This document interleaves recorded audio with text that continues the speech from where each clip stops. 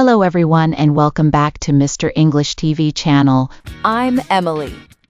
Hello, Emily, and hello to all our listeners. It is so good to be here again today. It really is, Paul. How are you doing today? I am okay. A little bit hungry, actually. I had a very early breakfast. Oh no. What did you eat for breakfast? Just some toast and a little bit of fruit. It was not enough for a long morning of work. How about you, Emily? I am doing very well. I had a big breakfast. Eggs, bread, and a very large coffee. So I have a lot of energy for our episode today. That is good. We need energy today because we have a very important topic. We do. Today we are talking about a question that everyone hears. It is, tell me about yourself. Oh, that is a big one. I hear that question at parties, at work, and when I meet new neighbors. Exactly. It sounds simple, but sometimes it is hard to know what to say in English. It is. Sometimes my mind goes blank. I just stand there and say, I am Paul. Well, that is a good start, but we can help everyone say a little bit more. I hope so. But wait, Emily, before we get into the details, we should ask our friends for a favor. You are right. If you are watching on YouTube, please take a second to like this video. It really helps our channel. Yes, and please subscribe to Mr. English channel. We love seeing our community grow every week. And if you have a friend who is learning English, share this episode with them. Learning is better with friends. Okay, now I'm ready. Let's talk about introductions. Where do we start? We start with the basics, your name and where you live or where you are from. That makes sense. My name is Paul, and I live in the city. Simple and clear. I had a funny situation yesterday, Paul. I met a new woman at the park. Oh, what happened? Well, I saw her dog. The dog was so cute. It was a small, white dog with very long ears. I started talking to the dog first. You talked to the dog before the person? Yes, I said, "Hello, little friend, you are so beautiful." And the owner looked at me and smiled. Then I realized I didn't say hello to her. That is funny. So what did you do? I felt a little bit silly. I stood up and said, "Oh, I am so sorry. My name is Emily. I live just around the corner." That is a perfect way to fix it. Did she tell you about herself? She did. She said, "Nice to meet you, Emily. My name is Susan. I am from Chicago, but I moved here last month." See, name and where you're from. It is the best way to open the door to a conversation. It really is. And it is realistic. You don't need to say your whole life story in 1 minute. That is true. Sometimes I want to say too much. I want to talk about my cat, my car, my favorite food, but maybe that is too much for the first minute. Maybe save the cat stories for the second minute. Good idea. So after the name and the place, what's next? Usually, people talk about what they do, their job or their studies. Right, like I'm a teacher or I work in an office. Yes, or if you are a student, I study engineering or I'm a high school student. I remember my first job interview, Emily. It was many years ago. I was so nervous. Oh, I hate interviews. They make me sweat. Me too. The manager looked at me and said, "So, Paul, tell me about yourself." And what did you say? Well, I wanted to sound very professional. I said, "I am Paul. I am very hardworking. I like to arrive on time. I am a fast learner." That sounds very good. Did you get the job? I did. But the funny part was that I was so nervous, I forgot to tell him that I actually had experience in that work. I just talked about being hardworking. At least you were honest. But it shows that even in serious situations, you can keep it simple. Exactly. You don't need big, difficult words. "I work in a bank" is better than a long, confusing sentence about financial systems. I agree. Simple English is the best English for beginners. You know, Emily, I sometimes meet people at my guitar class. Oh, I forgot you take guitar lessons. How is that going? It is going well, but I am still a beginner. Last week, a new student joined the class. His name is Marco. And did he introduce himself? He did. He said, "Hi, everyone. I am Marco. I work as a chef in a restaurant downtown. In my free time, I want to learn music because it makes me relax." That is a great introduction. He said his name, his job, and a little bit about why he was there. Yes, it felt very natural.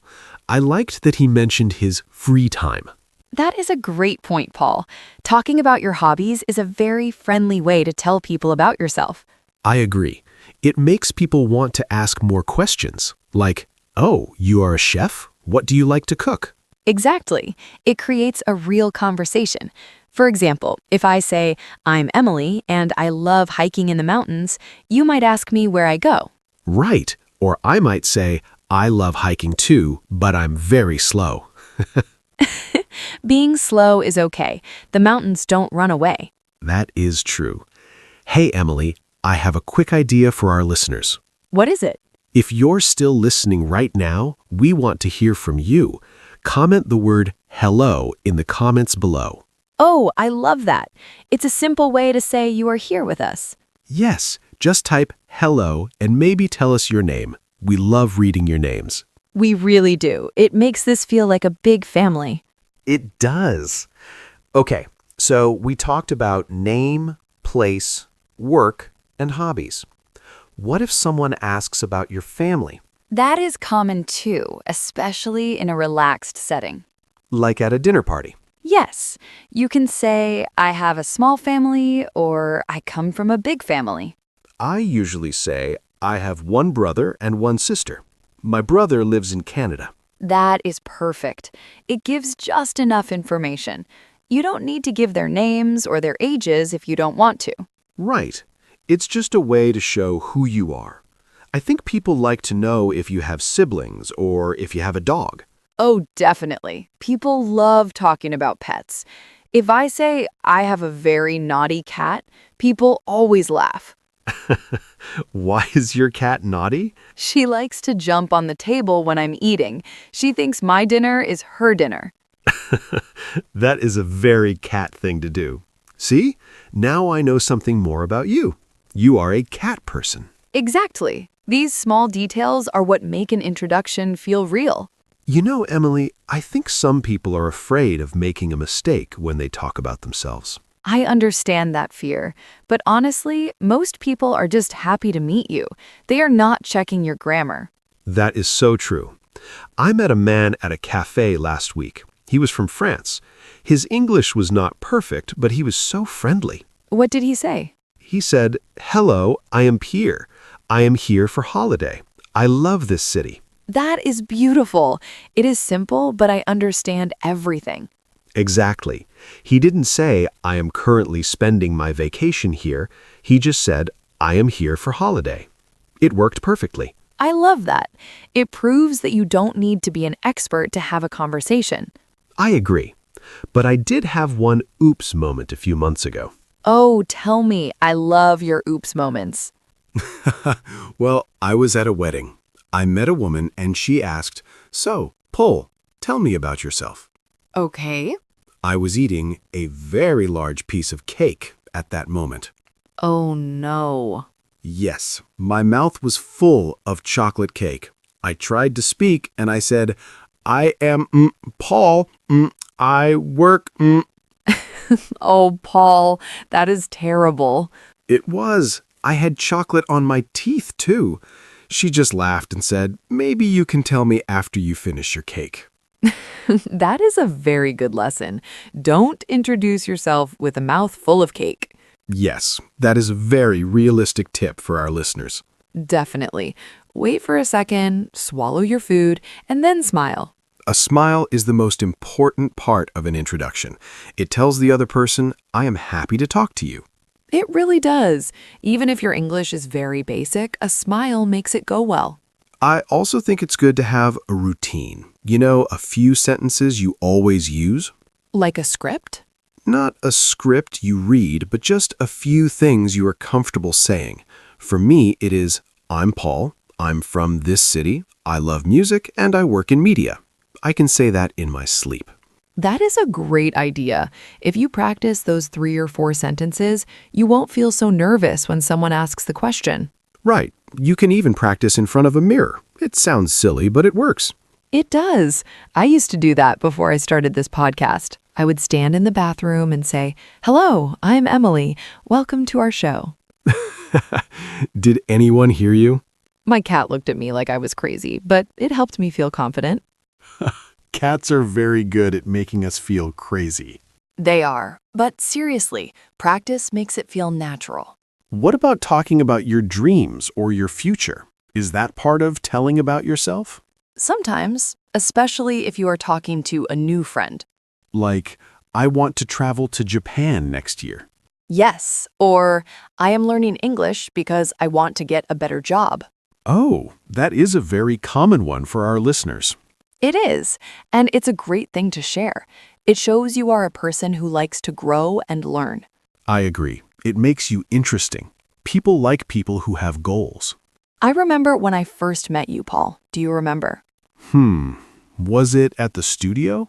Yes, you were wearing a very bright yellow t-shirt. Oh, I remember that shirt. I loved that shirt. It was very yellow. You walked up to me and said, "Hi, I'm Paul.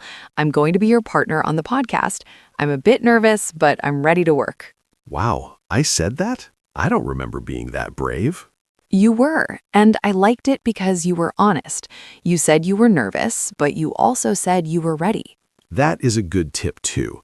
Being honest is okay. You can say, I am a bit shy, but nice to meet you. Exactly. It makes the other person feel relaxed, too. Maybe they are shy. Most people are a little bit shy when they meet someone new. It's normal. It's very normal. So, Paul, we have covered a lot of ground today. We have. I feel like I know how to introduce myself better now, even after all these years. Good. I'm glad. Should we do a quick recap for everyone? That's a great idea. Let's see what we talked about. Okay, first we said start with the basics, your name and where you are from. Right. I am Paul, and I live in the city. Simple. Then talk about your job or your studies. I work as a teacher, or I am a student. No need for big words. Third, mention a hobby or something you like to do in your free time. Like my guitar lessons or your hiking in the mountains. It makes the conversation fun. And finally, don't forget the small things, like your family or your pets. And the most important rule, no cake in the mouth when you are talking. Yes. Smile, be honest, and if you're nervous, it's okay to say so. That is a perfect summary, Emily. I think our listeners can really use these tips. I hope so. Telling people about yourself is the first step to making new friends. It really is. And English is just a tool to help you do that. Well said, Paul. I think that is all the time we have for today. Oh, the time went so fast, I didn't even notice. That's because we were having fun. True. Well, before we say goodbye, don't forget, everyone, It means a lot to us. and give us a like if you enjoyed this episode. We have a question for you for the comments. Yes, in the comments, tell us about yourself. Use the tips from today. What is your name? Where are you from? And what do you like to do? We are so excited to read your introductions. We will read every single one. Yes, we will. It's a great way to practice your writing. Thank you so much for listening today, everyone. Yes, thank you. It was a pleasure. We will see you in the next episode. Until then, keep practicing and have fun. Bye for now. Bye-bye.